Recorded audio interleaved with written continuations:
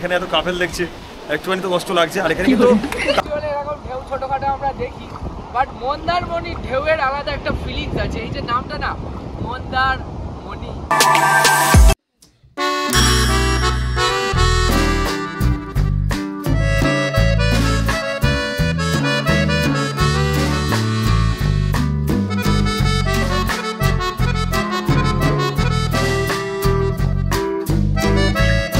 আলাদা ফিলিং, মানে আমি ফিল করতে পারছি। আর রীতিমতো মনে হচ্ছে যেন আমি ঘুমিয়ে পড়েছি আর ঘুমের মধ্যে কোনো একটা স্বপ্নের দেশে হারিয়ে গেছি।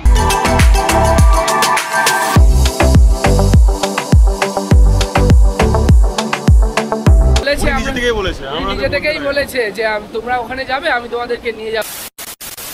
বন্ধুরা, welcome back to another video. তো এখন রয়েছি নন্দকুমার, দেখতে পাচ্ছ নন্দকুমার স্টপেজ। কোথায় যাচ্ছি তো আপাতত শিওর নই। তো ভিডিওটা প্রথম থেকে শেষ পর্যন্ত দেখতে থাকো। আর কেমন লেগেছে আমার এই ভিডিও অবশ্যই কিন্তু কমেন্টের মাধ্যমে জানিও। তো চলো ভিডিওটা শুরু করা যাক এখান থেকে। তো বাস দাঁড়িয়ে আছে,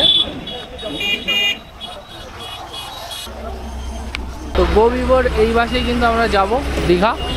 তো চলো, আর এখান থেকে প্রায় 3 ঘন্টার মতো জার্নি।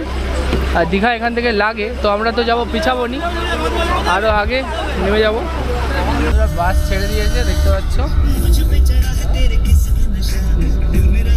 यात्रा.com লেখা। এসি গাড়ি পেয়েছি, আর তাই জন্য কষ্টটা একটু কম ফিল হচ্ছে, কারণ প্রচণ্ড গরম হচ্ছিল। নর্মালি একটা নদী। আমরা বাস জার্নি শেষ করে এবার কিন্তু নামবো, চলে এসছে স্টপেজ। বাস কিন্তু বেরিয়ে যাচ্ছে আমাদেরকে নামিয়ে। আমরা কিন্তু এবারে নেমে সেই যেখানে বক্স রয়েছে সেখানটায় যাচ্ছি, পিছাবনি থেকে এখানটায় খেতে।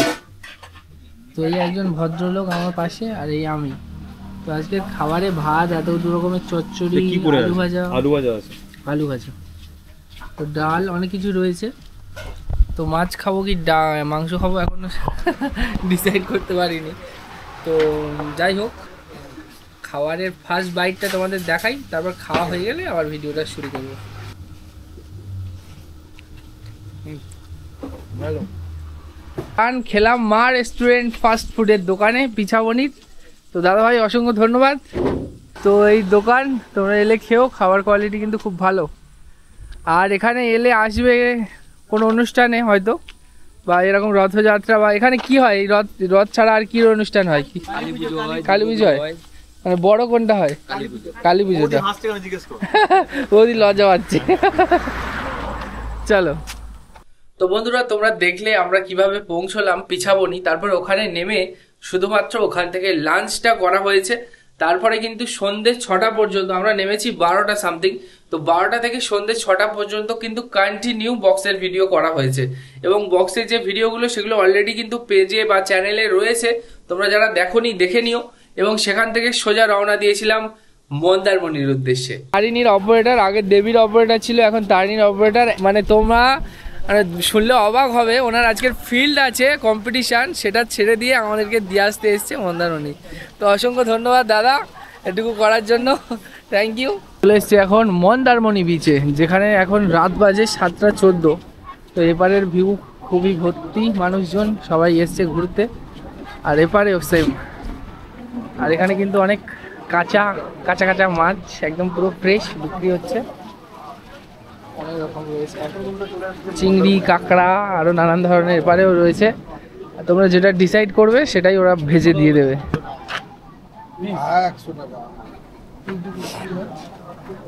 কোনটা কি পিস আছে একটু যদি বলতে হালকা করে?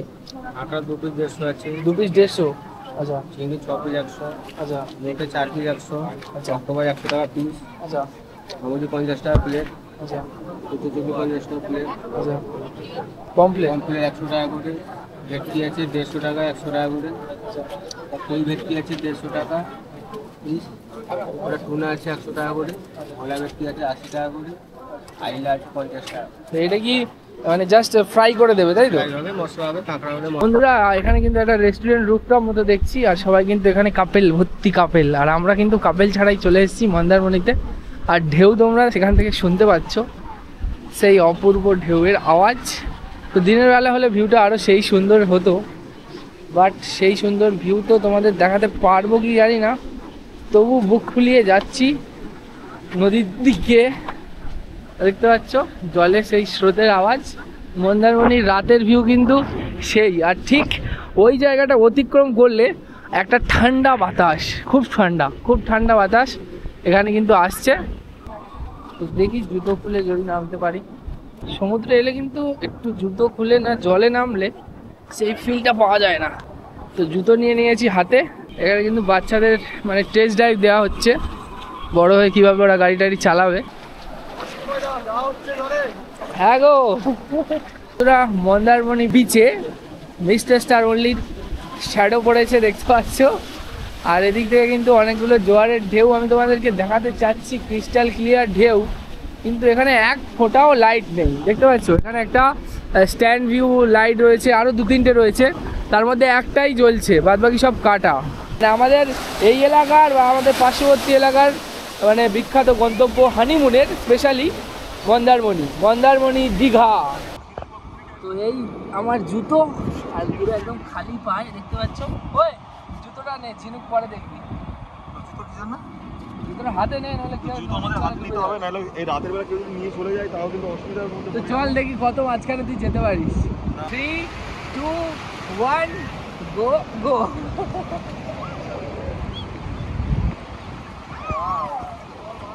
এক প্রকার মনে হচ্ছে না যেন স্বপ্ন নগরীতে আছি আমরা। একদম। হ্যাঁ, আর এটা কিন্তু ট্রাভেলদের জন্য বেস্ট জায়গা একদম। মন্দারমণি ট্যুর সন্ধ্যে একদম 7:30 মন্দারমণি। তো আসার ইচ্ছা ছিল সকালবেলা, কিন্তু সুযোগ হয়নি, পরিস্থিতি আমাদের সেভাবে সাথ দেয়নি। আর আমরা এসেছিলাম বক্স কম্পিটিশনে ভিডিও করতে, সেটা করতে করতে কাপেলদের তীর্থস্থানে চলে এসেছি এক প্রকার। আর আমার পিছনে দেখতে পাচ্ছ প্রায় 50-60 জনের ঢেউ ছুটে ছুটে আসছে। এই লেভেলের একদম রিয়েলি, কিন্তু সত্যি কথা বললাম, পা থেকে গেল একটা আলাদা লেভেলের। কলকাতায় বৃষ্টি হলে এরকম ঢেউ ছোটোখাটো আমরা দেখি, বাট মন্দারমণি ঢেউয়ের আলাদা একটা ফিলিংস আছে। এই যে নামটা না, মন্দারমণি, যে আলাদা ফিলিংস, যে মানে আমি ফিল করতে পারছি। আর রীতিমতো মনে হচ্ছে যেন আমি ঘুমিয়ে পড়েছি আর ঘুমের মধ্যে কোনো একটা স্বপ্নের দেশে হারিয়ে গেছি। আর নদীর ওই প্রান্ত থেকে ঠিক যা 2 পা কি মানে 10-20 পা ভিতরে যেই নামলাম, হাওয়াটা এত পরিমাণ ঠান্ডা, মানে সবকিছুকে ভুলে দিতে পারে। সত্যিকারে সব কি জিএম এর কথা মনে ছিল? ও এলে হয়তো আরো মজা হতো। আচ্ছা, বাট জিএফ তো নেই এখানে, একটা বয়ফ্রেন্ডকে নিয়ে চলে এসেছি। কিন্তু আমার সাথে সব সময় যাই বক্স কম্পিটিশনে ভিডিও করতে। বন্ধুরা এখানে কিন্তু রুফটপ রেস্টুরেন্ট রয়েছে, কি সুন্দর। আর এখানে বসে তোমরা কিন্তু চা, কফি, হালকা স্ন্যাক্স অবশ্যই কিন্তু গ্রহণ করতে পারো। আর এখানে কিন্তু অদ্ভুত একটা মানে গর্জন রয়েছে। আমরা তো বক্সের আওয়াজের গর্জন শুনি, আর কিন্তু এই গর্জনটা হচ্ছে সমুদ্রের জলের গর্জন, যেটা কিন্তু পুরোপুরি প্রাকৃতিক। তো খুব সুন্দর সুন্দর ঢেউ আসছে, আমি তোমাদেরকে দেখানোর চেষ্টা করছি আমার এই সুন্দর ক্যামেরাটার মাধ্যমে। জাস্ট অপূর্ব। জলগুলোকে বলছে চলো, অনেক সারাদিন তোমরা ঘুরেছো, এবারে চলো কিনারে গিয়ে মাথা দিয়ে ঘুমাই। তো সেই রকমভাবে কিন্তু ঢেউগুলো ফিরে আসছে মন্দারমণির বুকে। আমি তো পুরো ক্লান্ত। মানে কেউ ঘুরতে এলে মানে একটু তো এনার্জি থাকে, আমার মধ্যে কিন্তু সেই ন্যূনতম এনার্জিটুকুও নেই। কারণ ফার্স্ট আজকের মহিষাদলে ভিডিও করেছি, তারপরে গেছিলাম ওখান থেকে হেঁটে একটু এলাম, তারপর ওখান থেকে নন্দকুমার এলাম, নন্দকুমার থেকে বাস ধরলাম, পিছাবনি এলাম, পিছাবনি থেকে আবার টোটো ধরলাম, এক জায়গায় এলাম। তো ওই দাদাটা কিন্তু খুবই হেল্পফুল, ও যদি না থাকতো এই এত কম সময়ে আমরা এখানে আসতে পারতাম না, আসা যেত না। উনি যে আমাদের আগে কি সাউন্ড তারিণী আগে দেবী চালাতো, নামটা কি জানা হলো না, সত্যিকার নামটা কি জানা হলো না দাদাটা। তো যাই হোক, দাদাটা কিন্তু প্রচন্ড হেল্পফুল, এবং দাদাটা এক কথাই ইভেন উনি বলেছে, নিজে থেকেই বলেছে যে তোমরা ওখানে যাবে, আমি তোমাদেরকে নিয়ে যাবো চলো। আর মেন কথা, উনি আগে থেকে আমাদের ভিডিও দেখে, আর সেই সংক্রান্ত বিষয়ে কিন্তু দাদা কিন্তু চেয়েছিল যে আমরা বলেছিলাম যে ওখানে যাওয়ার ইচ্ছা রয়েছে, বলে তোমরা ভিডিও করে নাও, আমি তোমাদের দিয়ে আসবো। কিন্তু আমরা কোনো সময় ভিডিও করিনি,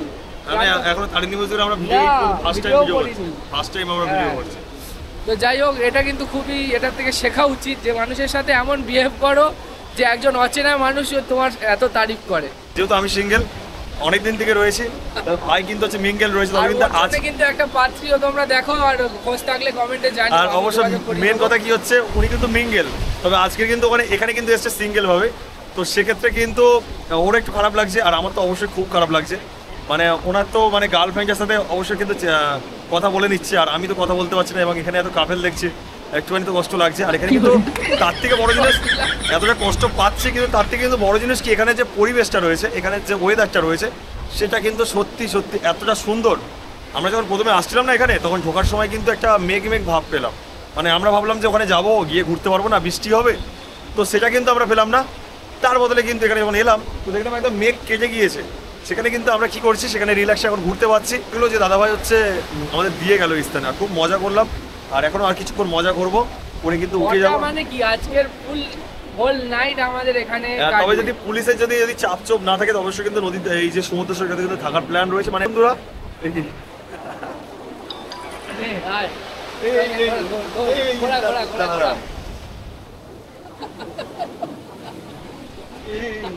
কি বলবে, বোঝা যাবে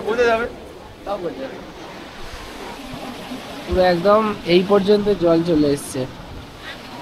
আর নদী বলছি, সমুদ্রে এখন কেউ নেই বললেই চলে।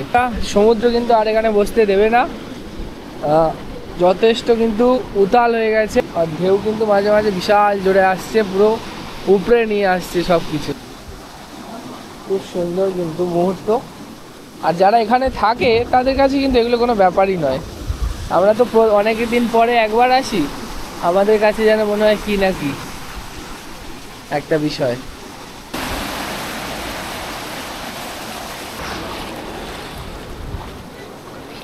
তো বন্ধুরা, মন্দারমণি সি সাইডে কিন্তু একটা বিশাল বড় মন্দির রয়েছে। এটা কিন্তু সরস্বতী ঠাকুর, আর এপারে মনে হয় মনসা ঠাকুর। তো খুবই বিশাল আকার মন্দির, মানে জাস্ট জাঁকজমক যাকে বলে, চোখ জুড়ানোর মতো মন্দির। এত সূক্ষ্ম ডিজাইন আমি তো নিজের চোখে দেখছি, এবং রাতের বেলা ক্যামেরার মাধ্যমে কতটা ফুটে উঠছে জানি না, বাট খুবই সুন্দর। আর এখানে অনেকগুলো কার পার্কিং রয়েছে, আরিয়া ইন্টারন্যাশনালের হোটেল রয়েছে, আর ওপারে কিন্তু আরও লং ওয়ে রয়েছে, সি বিচ। আর এখানটায় রাত 11টার পরে নদী সি বিচ সাইডে কোনো রকম অ্যালাউ নেই। 11টার পরে আবার 4টের সময় খুলে যায়, তখন আপনি আবার যেতে পারবেন। তো 11টা থেকে 4টে খালি ব্রেক, মানে নদীকে একটু একা রাখতে দিতে হবে, নদীও ঘুমাবে, ঠিক আছে, এরকম একটা ব্যাপার। তো বাদ বাকি কিন্তু গাড়ি ফাড়ি খুবই অ্যাভেলেবেল, টোটো, অটো, টেকার, 4 চাকা সব রকম গাড়ি রয়েছে।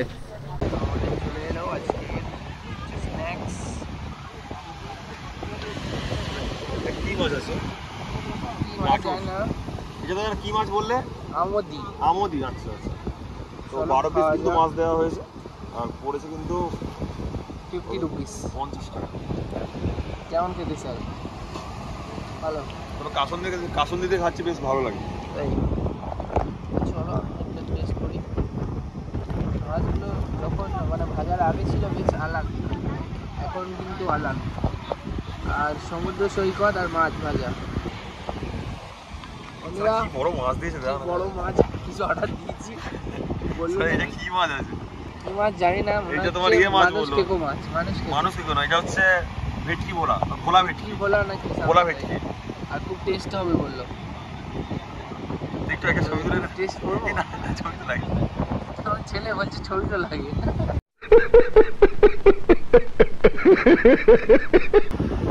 একটা বিশাল বড় আকৃতির মাছ অর্ডার দিয়েছি, এটা এবারে টেস্ট করা হবে কেমন খেতে। কাকা তো বললো বিশাল বড় মাছ নেওয়া হলো, মাছটার নাম কিন্তু বললো ভেটকি বলা। ফার্স্ট আগে ভোলা, তারপরে ভেটকি। আর এই কিন্তু ঢেউ।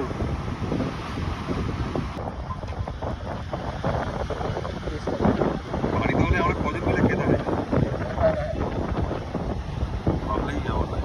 3-4 জন, হ্যাঁ পিস হবে তাই না। তো দেখতে পাচ্ছ কতখানি বড়, বেশ বড়। বিফোর অ্যান্ড আফটার, তার আমরা কিন্তু লেজটা সব পুরো আলাদা করে দিয়েছি, এদের মুন্ডুখানা আছে,